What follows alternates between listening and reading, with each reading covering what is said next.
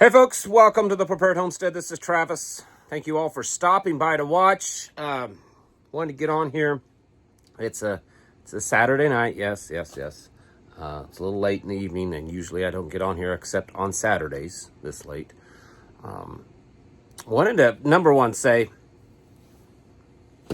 Father's good, okay? Yes, there's a lot of bad stuff happening. There's violence in American streets. There's violence all over the world. We're on the cusp of World War III. We're watching our currency collapse. We're watching morality in just rapid decline in this nation. I mean, we could just go on and on listing all the bad stuff. But number one, I want you to remember that God is amazing. The Father blesses us, loves us. And if we focus on Him and we work towards being like, remember the old saying, I'm in almost 50. So those of you my age, maybe a little bit younger, what would Jesus do? Well, that's a good idea. Be like Him and read His word, and pray, and really meditate on His goodness and building that relationship that even when things are horrible, you have that. And that will stand through the test of time, through the test of all the slings and arrows that are thrown at us. That's the most important thing. So anyways, I want to start off saying that. Probably should be paying attention to what's going on here domestically. Today it seems like all of a sudden, it's not all of a sudden. It just appears that way because all of a sudden now it is trending online. But Chicago and Portland are heating up considerably. With DHS, ICE, and the National Guard dealing mostly with illegals, detention centers and stuff.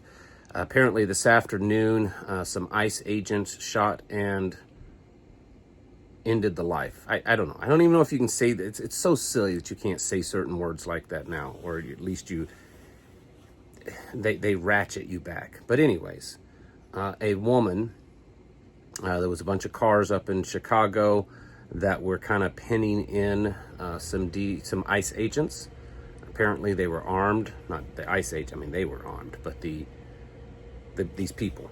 They claimed they were protesters, but it sounds like it was more than just protesters. Anyways, they got these ICE agents cornered. One of them apparently tried to run over some, and so the ICE agent shot and stopped her. There's a whole lot of drama going on beyond that the Chicago PD was ordered to stand down and not to go and assist them.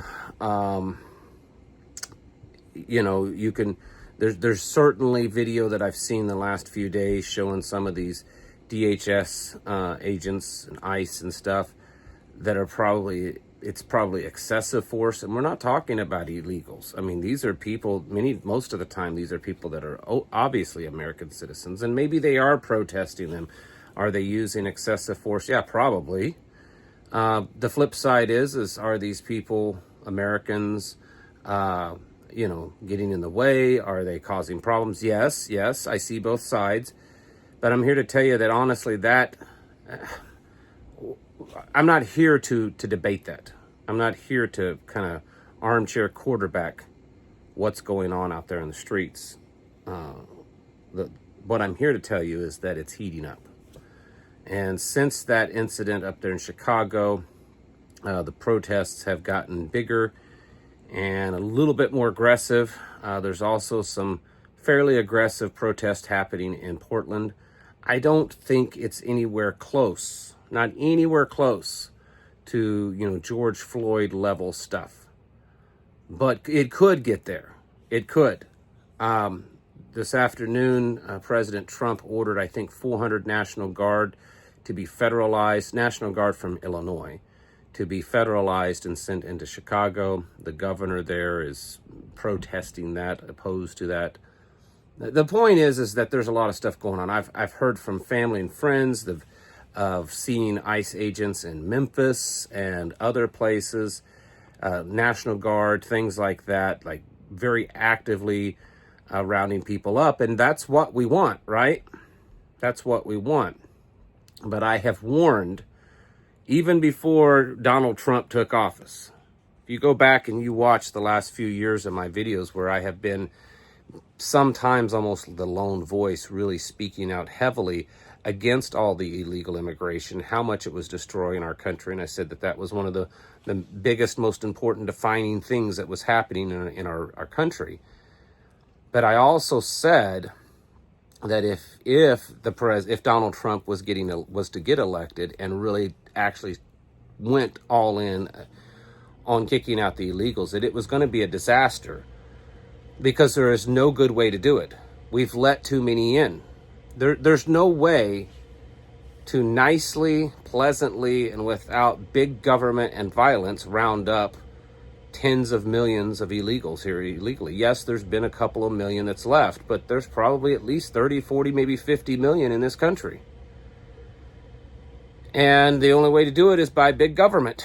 And I'll tell you this, I saw someone said this the other day, and I think they were right, that while it may be good that all these government agents are rounding up these illegals and criminals and all this kind of stuff, it's also like very much looks like a training ground, I guess you could say, for some type of Gestapo, because it's kind of scary to watch, even though most of the videos that I've seen, I would have to say they're probably justified. It's kind of crazy. You know, these guys, most of them don't even look like cops. A lot of them are plain clothes with masks on, just grabbing people up, dragging them off. I mean, how do you know that they really are? I mean, think about it. Think about how easy it would be right now for 3 or 4 guys to kind of look that part and just go down a city street someplace and grab someone off the street and say, oh, you know, we're ICE, or something like that. And everyone would be, okay, well, that's what they've been doing. We're creating a pretty crazy situation here in the country. And while it may be very necessary to try to get rid of crime and illegals, I don't think it's possible. I don't think it's going to happen. And already the numbers are showing that there's certainly not getting enough off the streets. So I think I believe this was all orchestrated. I've said this for the last few years. This is not, I'm not changing my positions on this. I've said this for the last few years. Illegal immigration is wrong. It's horrible. It's killing our country. The borders should have been shut down. It should have been taken care of decades ago.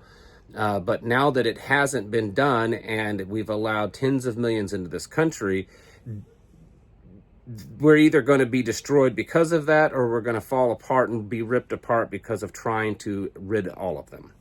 And I believe that's been the plan all along, one way or the other.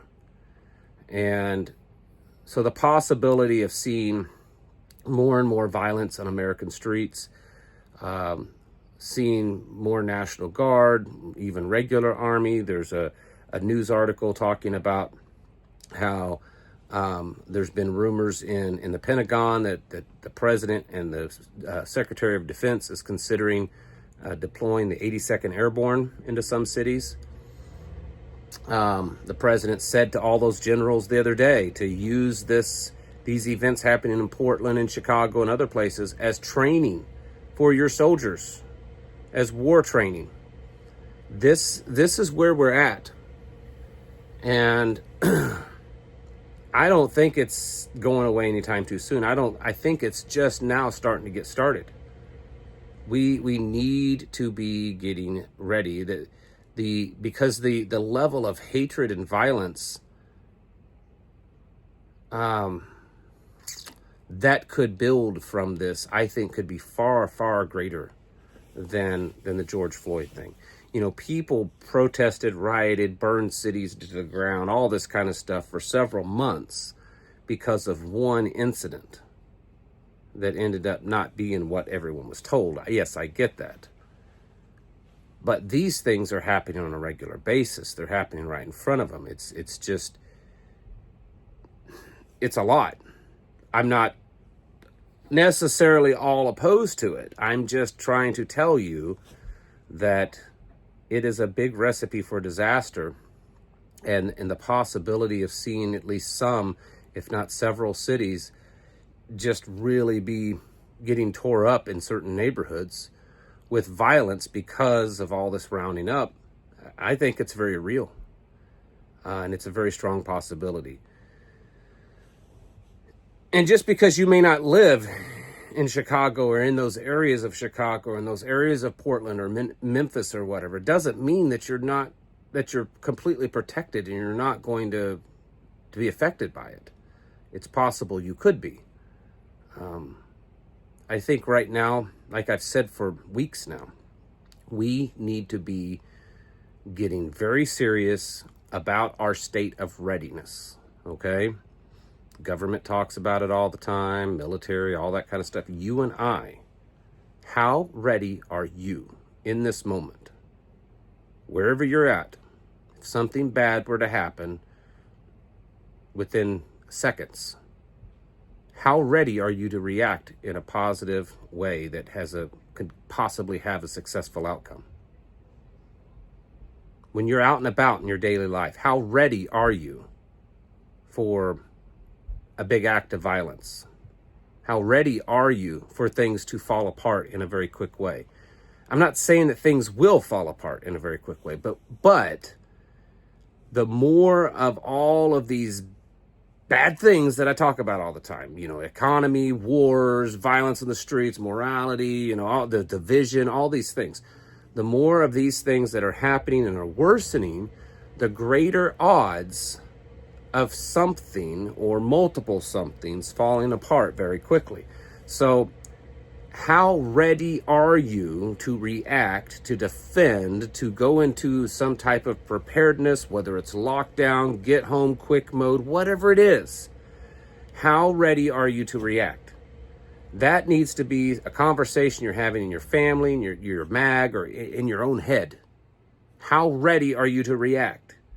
Because with the things that are happening, I think we need to be not just preparing, all that, which we should be constantly, as long as you can, up until the very last moment, you should be doing that. But we should be working on and evaluating our state of readiness, because stuff is going on all around us. And even though not everyone watching this video may be directly affected, some of you may be. And so it's very smart to be getting yourself seriously prepared and definitely in a state of readiness. Folks, it's time to get your houses in order and prepare yourselves mentally, physically, and spiritually. Thanks for watching. Catch you in the next video.